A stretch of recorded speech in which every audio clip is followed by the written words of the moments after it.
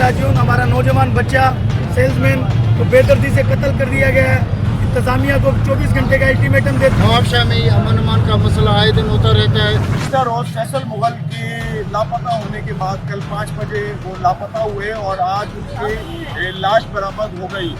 डकैतियों के बाद जो सिलसिला शुरू हुआ है नवाबशाह भर में, आज उसके ऊपर ताजिर बरादरी ने जो है वो बहुत ज़्यादा एहतजाज किया है और नवाबशाह के मेन बाज़ार यानी गोल चक्रा के पास और एक मेरी अगर आप मतलब देखें तो कचहरी रोड की तरफ और इस तरफ अगर आप देखें तो हॉस्पिटल रोड की तरफ जो है वो रोड जाता है, लेकिन ये मरकजी इशारा है।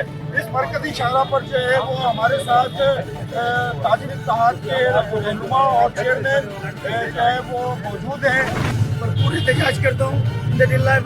राजून हमारा नौजवान बच्चा सेल्समैन को बेदर्दी से कत्ल कर दिया गया है।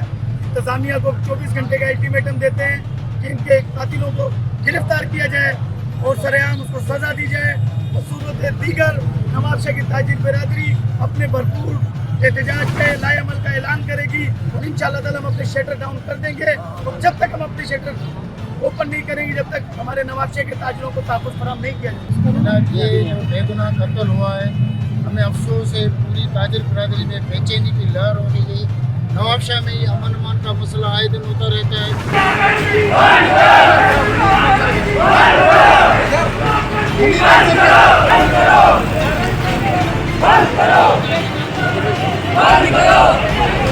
उसके बाद इंशाअल्लाह ताला हम मिलकर भरपूर लाएअमल का ऐलान करेंगे।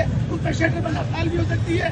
हमारे भाई की लाश हाथ से पानी में थी, तशद्दुद लाश है, पोस्टमार्टम हुआ है, गर्मी शदीद है। हम इसको फौरी तौर पर अल्लाह के हवाले करना चाहते हैं। मैं आप सबका शुक्रिया अदा करता हूँ। आपसे गुजारिश करूँगा कि इसके नमाज जनाजा में शिरकत करें और हमारे अगले लाएअमल का